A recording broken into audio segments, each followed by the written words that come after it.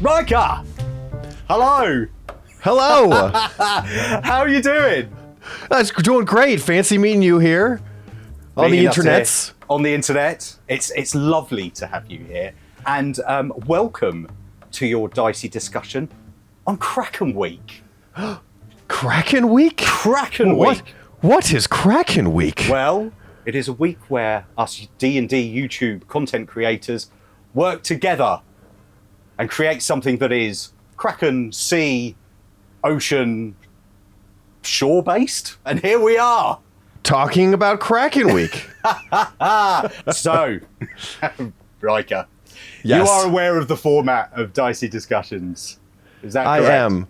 I am. And I will say, I said it before, I'll say it again. So I left all of my pirate costume gear back on my YouTube channel.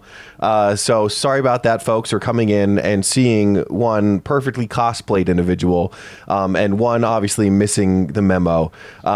So, I mean, next time...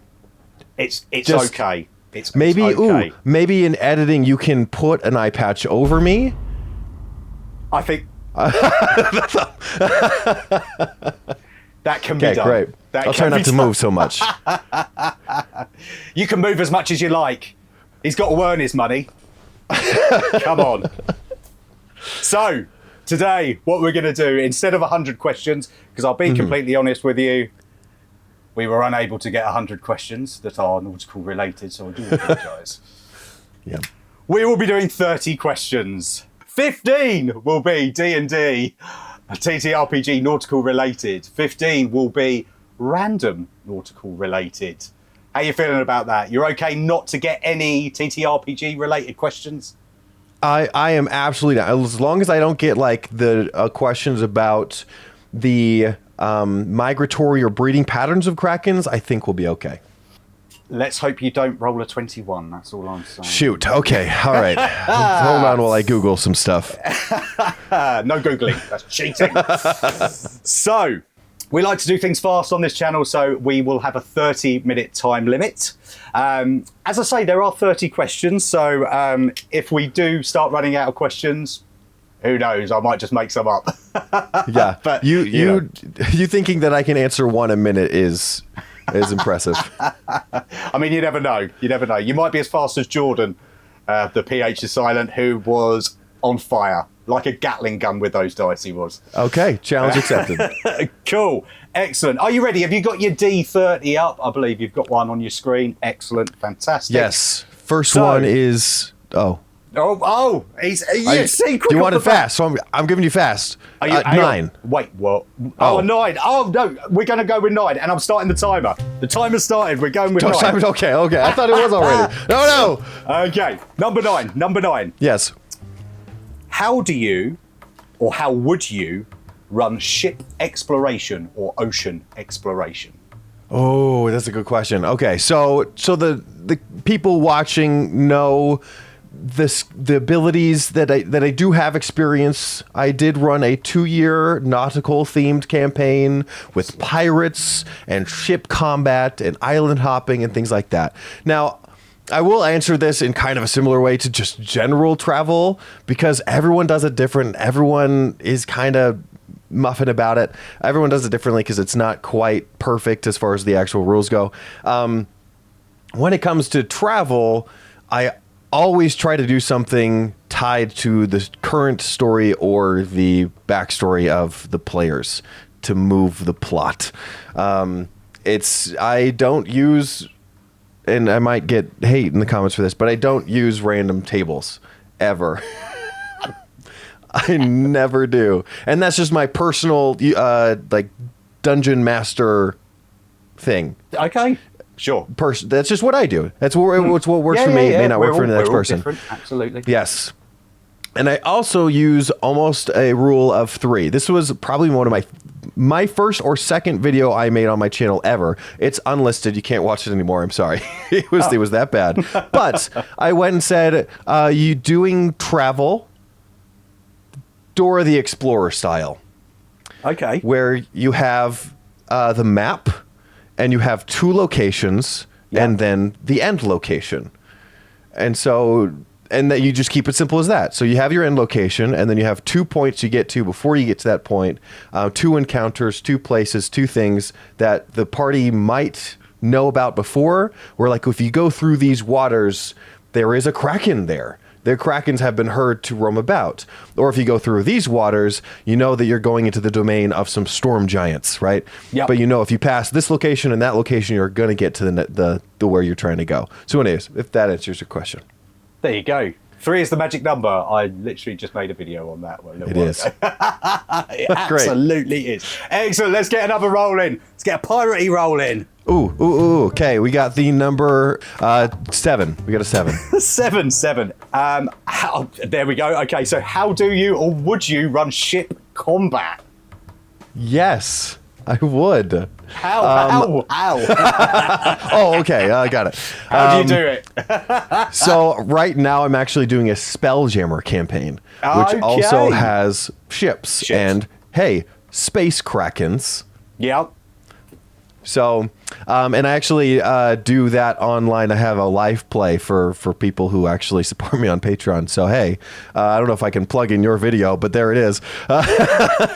So I have a Spelljammer campaign where I do exactly that. And they have it in there where there are things on top of the ship or mangonels or catapults and things like that the players can use.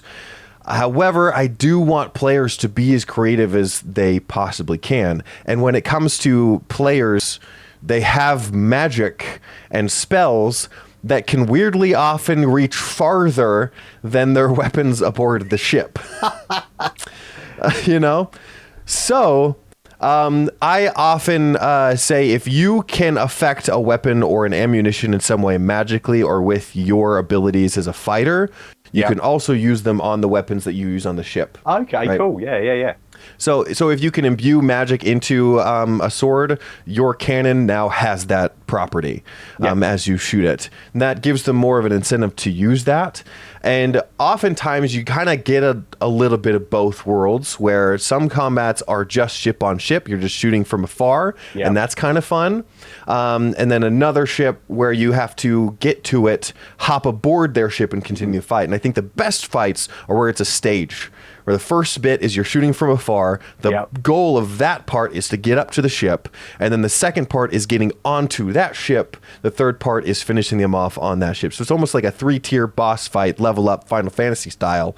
But you have that in a ship fight, and that's really fun. Amazing. Fantastic answer. I love that.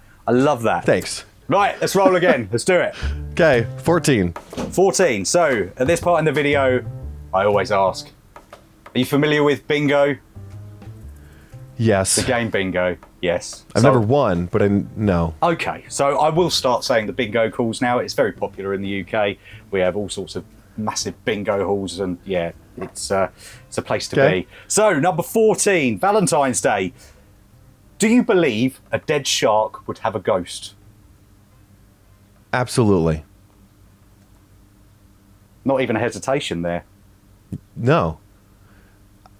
I mean, if all dogs go to heaven, all sharks have to go somewhere. Absolutely. Right? I would absolutely agree. And why can't it be heaven? Yeah. There is a sea in the material plane, but there probably is an ethereal sea with ethereal sharks. There's got to be. Yeah. I'm glad we've put that one to bed, Ryker. I think anyone who wants to comment below... There's a lot of people wondering about that. Well, if anyone wants to comment below and question us on that, feel free. All right. We'll come at you. Let's get up and rolling. Let's do it. Okay. Number 3. Number 3. The eye patch is coming up now because it's getting on my wick. So number 3. Number 3, cup of tea. How do you have a favourite nautical big bad? I'm going to put a little caveat in here. Yes. Can't be a Kraken. No, that's fair. I wasn't going to do a Kraken. Cool. So the video that I'm going to do is actually how the Kraken is not very great as far as what the Kraken could be. Like historically, Kraken is the Kraken. Like that's like it's Godzilla-like status. It's got status. In my head, it's the Kraken. It's not It's a Kraken. It's the Kraken. The Kraken. Yeah. Where D&D, it's just a Kraken, and I feel like it's a little lackluster. So anyways, comparing the historical and the actual one, I'll get into. But the one that I loved and that I really want, and that I actually added to my campaign when I did a nautical themed campaign, was the God Blipdool Poop. I don't know if you're familiar. Something I'm not familiar with. Okay, so the god Blipdool Poop is the goddess of lobsters, and it was created. It was actually a god created by the Kuatoa, which is a fish race that creates God from their own imagination, and it was one of them that they created. And so this god Blipdool Poop is, and don't ask me to spell it. It is the goddess of lobsters, and she had a lot of things with her, but her warlocks had lobster-esque chitinous armor, claws, things that they grow. She controlled lobsters of the deep, and she was just this really cool alien-esque monster god thing that I'm like, this is perfect. This is perfect. So in my campaign, there was one of my characters had a guardian as like a guardian elemental, like as a parent, and their job was to keep this god under wraps and in its shell, since the Kuatoa had died out. But there are Kuatoa cultists that were trying to get this, of course, it's your classic cultist story, getting this creature out, and they did, and they were able to fight a goddess of lobsters, and it was fantastic. Amazing. Excellent. Tui, make a note of that. I'll be putting that in somewhere. I'd have to remind. It was a few years ago, so I'd have to remind myself of the lore. But she is pretty cool. I would look her up. Amazing. Love it. Love it. Cool. Let's get another roll in. Let's do it. Okay. We got. Oh, let's try that again. A 1. A 1. Oh, Kelly's eye 1. What would be a pirate's top ability score? So what would be their number 1, their go-to? So thought about this. It's quite a tough one. I know. This is a good one because, and I would say, a lot of it depends on the type of pirate. I actually recently made a pirate subclass. It's not available yet, but with this pirate, you're able to choose kind of your role on the ship. And if you're a person up tying ropes on the sails, you're going to be acrobatics. Yeah. If you're the pirate and have a parrot familiar as captain, then you're going to have like a charisma intimidation. And there are actually pirates. This is kind of fun. What are they called? Yeah, I can't remember it. But anyways, a pirate role on the ship that their job was literally just trapping animals, either catching fish or when they got on the island, setting out traps to find deer or whatever.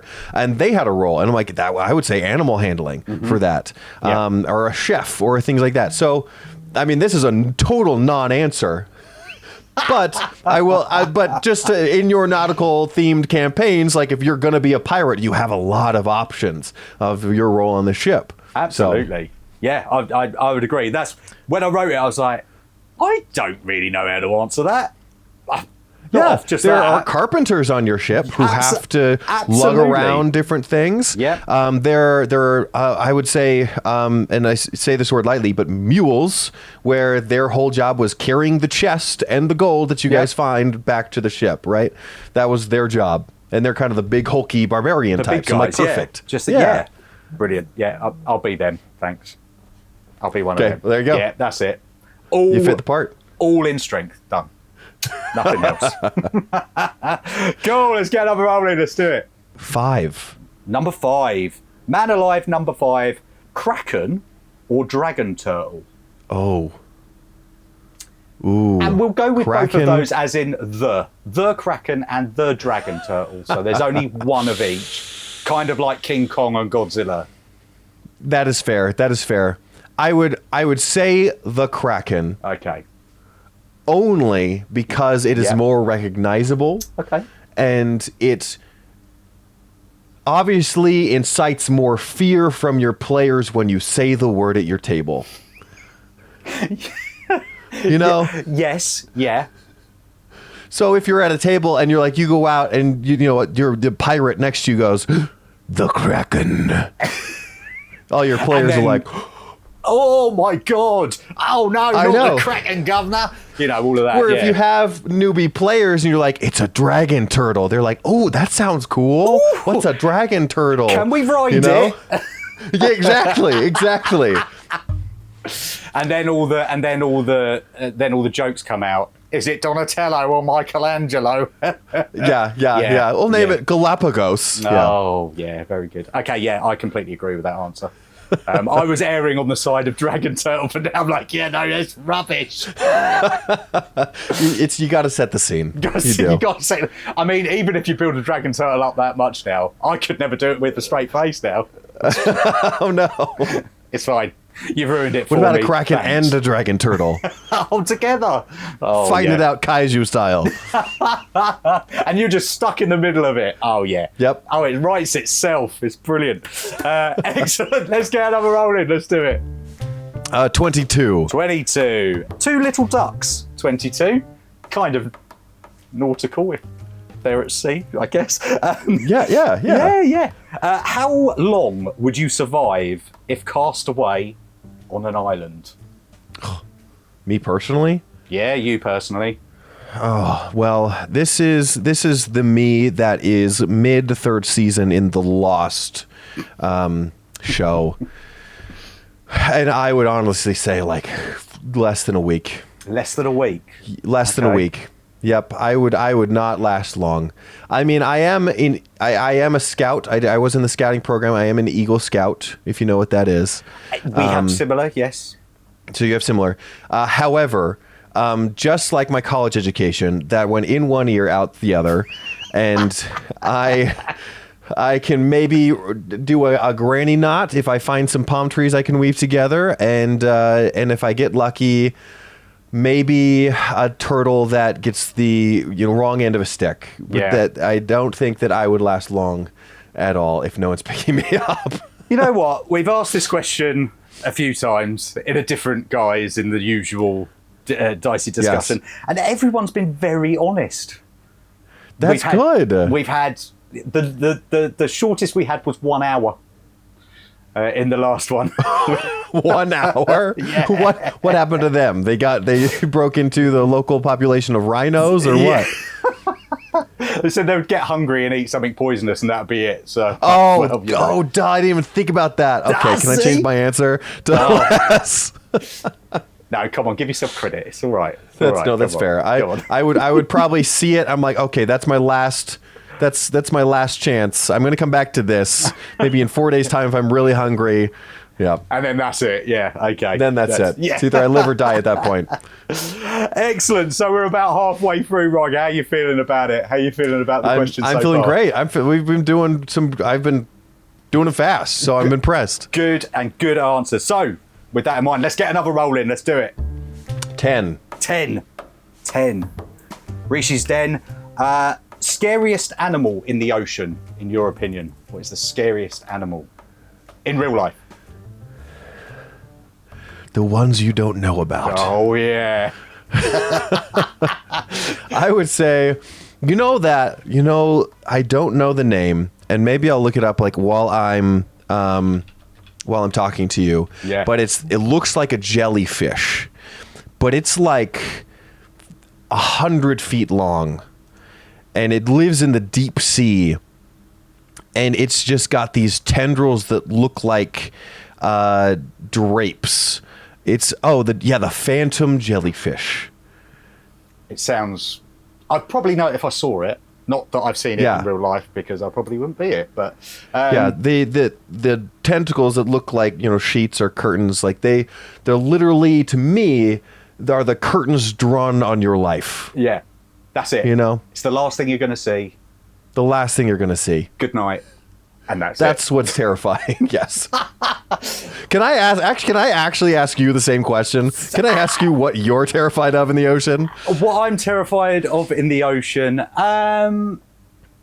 So I would say like an octopus, only because if it's going to eat you alive, the beak is like that big, and that is just going to be taking chunks out of you, one bite at a time, if you're still alive. So you're literally going to be eaten alive really slowly, and then it might stop for a little while. I mean, you're going to drown before that, of course, but, you know... Yeah, still... Isn't that a type of torture where they kind of like they hold a bucket with a rat in your stomach? Yeah, and then it burrows out. Burrows out. She kind of maybe do the same thing with a tank and a octopus. And you put now we're talking about crazy torture devices and. Yeah, hold on. Let me make some notes for my game. Hold on. Well, Baron Derop knows where to bury a body, so between you two. You know what? He'd be the first I'd call for a jellyfish or octopus torture device. Torture device. There you go. Excellent. Well, now that morbid answer is over, let's get another roll in. We're gonna roll, and we're gonna get a 11. We're gonna get 11. Legs 11. Oh, it's a popular one over here in the UK. Legs 11. So legs 11. Sirens or Sea Hags? Oh, that's tough. That is tough.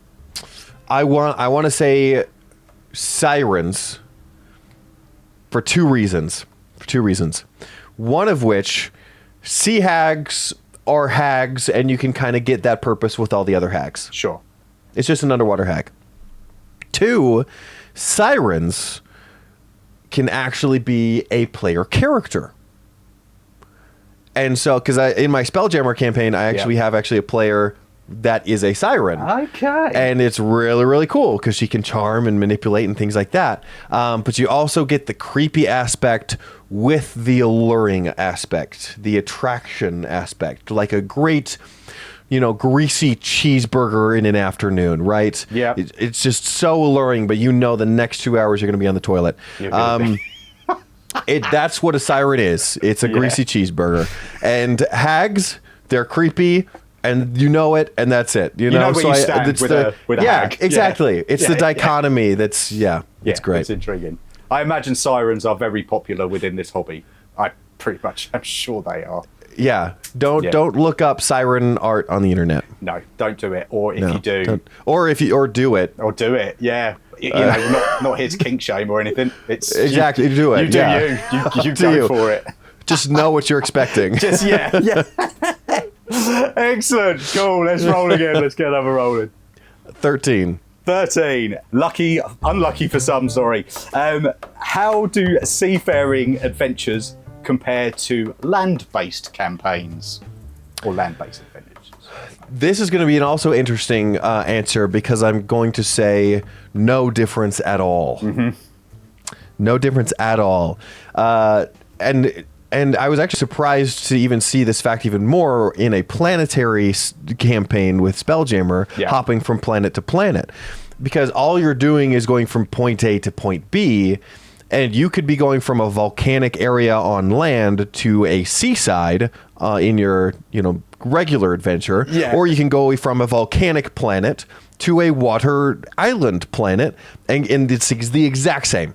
Yeah, it's the exact same. All it is the delicate words that you use to describe such a feat. Right? Of course, the picture you paint with your exactly. Yeah, absolutely. Okay. So let's rephrase that. So, what do you prefer thematically? Ooh. So we will go we'll go with a traditional land-based. We'll keep it within the fantasy, the typical fantasy stereotypical world.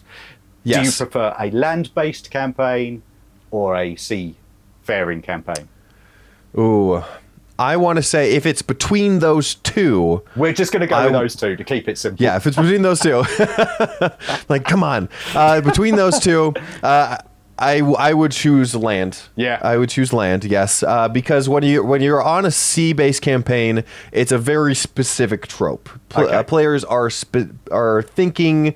They're in that headspace of island hopping, pirates, seafaring. Yeah. That's one trope. Yeah. Where if you're on land, you can do more things with that. I think there's less of an expectation on what to expect, and it can be anything from solar punk to gear punk and anything in between, you know? Yeah, all of that. Yeah, yeah. I mean, I don't want to say you're wrong, but you do know it's Kraken Brew, right? I know. If you disagree, this is why we're here, right? For a discussion.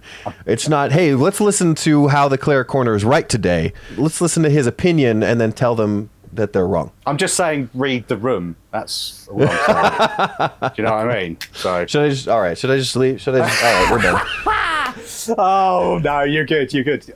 All you're saying is, you know, if you're on land, the world is your oyster, right? Yeah. Right? Yeah.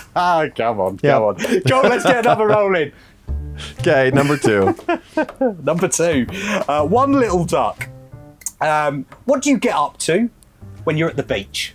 What do you do when you're at the beach? If you ever go to the beach? Okay, this is also a terrible thing to say on Kraken Week, but I hate the ocean. I hate it. Oh, God. My wife is totally different. She's like, if we could live on an island, I would do it now. I would do it now. If we would leave on the beach, if we go to Hawaii, we went on Hawaii on our honeymoon, and she's like, I don't want to leave. And I'm like, I can't wait to get out of here. And it's like, for me, it's the sand that... Okay, Go, it's the sand that gets in your shorts. Yeah. It's the salt that stays in your mouth for hours at a time. It's terrible taste. It's the little creatures that can nibble on your feet and that you don't know what's there. You know, it's the tide that can bring you out, and then you're just lost forever. It's the hot sun that takes my white skin and turns it into a blip-do-ploop cultist with lobster skin. It's all of that and more. Yeah. Where I'm like, I can't function. And so, like on our cruise this week, I was always looking for a piece of shade to read my book. Yeah. And wait until we can get some food. See, I'm going to play this little section to my wife, and she's going to be like, "Yeah, that's you." I'm pretty much on board. Yeah, pretty much. I hate being at the beach. I can be there for a couple of hours max. Like once I've, you know, oh yeah, the sand is soft, but it is so irritating, and yeah, you can't escape the sun, and I can't really drink anything because that's going to get sandy, and it's just I'm like that. I revert to a child again. Mm-hmm. You lay out a blanket to kind of like separate yourself, but then getting on the blanket is a process with like taking all the sand off your feet and then sitting on it backwards and then scooting in. Look, I think we're going to have to roll again. We need to move on from this. First world problems, though. Am I right? Oh, you are. Go, let's roll again. Let's roll. Okay, 17. Dancing Queen, 17. What has been your favourite nautical NPC that's been in one of your campaigns? Oh, that's it. Okay. My favorite nautical NPC. Yeah. We're going to stick nautical. Yeah, no, of course. This is tough. I feel like as DMs, I mean, you've DM'd a few campaigns before, right? Yeah. Have you ever had those self-insert ones where you're like, this is a little bit of me? They've all going got a little bit of me in one way or another. That's fair. That is fair. But you're like, if I was to be somebody or speak to some aspect of the psyche to the players in some way, I want this person to go in and be like, I don't know, maybe the rational mind to whatever they're doing, right? It's that self-insert, right? Yeah. So it was actually probably the father of one of the NPC or one of the player characters. I always love NPCs that tie directly to my player's backstory and that they can interact with because they're always so much more invested, right? And so this player had from what they understood, is a deadbeat dad, someone that left when they were young, never came back, not even a letter, didn't even give them the courtesy of saying that they were going out for milk, right? But they never came back. And so he grew up thinking that his dad was just done. However, this was the same father, and this is, I would say spoilers, but it's not recorded and no one can see it. But he was the one who watched over the prison of Blipdoolpoop, and he was an elemental guardian, almost like a dragon-esque elemental fish that embodied the elemental prison that she was kept. And so he was turned into a human form, as some sort of draconic creatures can do, had him, left, and did not want his burden to fall upon his son, but his son was like, but I want that burden. I want to help now. And I'm like, great. And he was able to kind of flip the script on that and then help out his dad and become that. So that was really fun. Amazing. Great. Yeah. See? NPCs that have an arc. Yeah. I love it. And perfect. Absolutely. Cool. We've got 2 minutes and 15 seconds left. Let's get another roll in. Oh, no. Let's do Okay. it. Yeah. 21. 21. Key of the door, 21. If a player character, is drunk on rum on choppy seas, would that be a con save with disadvantage? No. No. Okay. No. So a player character is drunk on choppy seas. You wouldn't ask them for a con save with disadvantage. Would you ask for a con save at all? So, I mean, again, context. I would ask them for a con save. Okay, cool. However, if it's a nautical themed campaign, Yeah. if they've been on a ship for a while, Yeah. especially if they're a pirate, Yeah. they're used to this shit. Of course they're used to it. They're on there all the time. They know the sea. There's a reason why pirates have the sea legs ability, right? And so if they're going to be on there, they're drinking, it might even counteract their wobbliness to the ship wobbliness. We might give them advantage. Oh my god. Who knows? Absolutely. I mean, yeah. Yeah. It would be that, yeah. Ooh, maybe I should add that as a ribbon feature to the pirate subclass. That is if great... you're rolling a Constitution saving throw with drunkenness, you do so at advantage. Excellent. I'm glad I could be of assistance. My work here is done. Cool, we've got 45 seconds. Let's get another roll in. 25. Duck and dive 25. Worst decision you've made or seen made during a seafaring session? Putting a whole Navy, and not encounter because it wasn't supposed to be, putting a whole native brigade, Navy brigade. So we're talking like multiple ships of players or combatants in a single session and expecting my players not to fight them. Yep.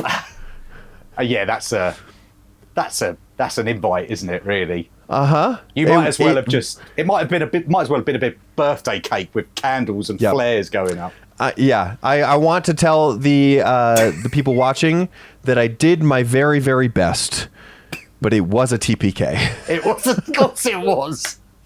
How long did they last? Like, was it? They lasted a while. They actually lasted a while. They did. They put a huge dent in it. Excellent. But they were not close. No. But you'd expect like maybe like a round or two in, we're like, okay, you've got like a couple of them, but they still keep coming. You'd expect like, oh, maybe this is bad. Maybe we should turn around. Maybe we should run away. Especially when I'm telling them running away is an option, and they didn't. Oh, players. I've done similar, so I can't really say anything as a player. But hey, that is a great story. That is us done for the questions. Great. How was that for you, Ryker? Was that good? Did you enjoy that? It was phenomenal. It was fast paced. I felt like I was in the choppy sea on board a captain ship myself. So we do always give you one bonus question at the end of the Dicey discussion. Oh, awesome! And that is, what are you up to? So I know you've mentioned what you're doing for Kraken Week, but you can obviously mention it again. And what else is going on with the channel? I don't know. That's the thing. is I'm always up in the air trying new things, but I'm always trying to focus on like increasing the flavor of D&D, really getting interesting story elements, making stories unique. Like the video coming up, Kraken, like D&D versus history. What else is out there that we can use for our D&D campaigns? It's not just the lore that D&D gives us. I think that's super interesting. Via some shorts that I've been put out, I'm really diving into the history of or lore of the Genasi race. Oh, and yeah? I'm like, why the heck if they're the offspring of genies, why do they not have any mechanical significance to that fact? So I'm like, let's give them some wish stuff, right? Let's make them a conglomerate of wishes that are in charge of this stuff, and that give them a specific place in the cosmos of angels and demons and everything else and plane touch and whatnot. So anyways, so exploring more of like that stuff is something that I'm excited to do. And then with all this new D&D 5.5 coming out, I'm sure that's going to change a bunch. So TBA, but that's what I'm excited about now. And there's always going to be content to come. So of course. Excellent. Well, we'll obviously link down below all the channels. Go like, subscribe, guys. He's absolutely brilliant. But I do want to say... Same here for you. If you're coming over from my channel, like, come on, guys. You've seen the content. You want more of it. Listen, I want to say again, thank you so much for joining me for Kraken Week. It's been an absolute pleasure. Thank you. You have a lovely Kraken Week for the rest of the week. You as well. Watch out for the oceans and the tentacles. Those bloody tentacles. Catch you later. See ya.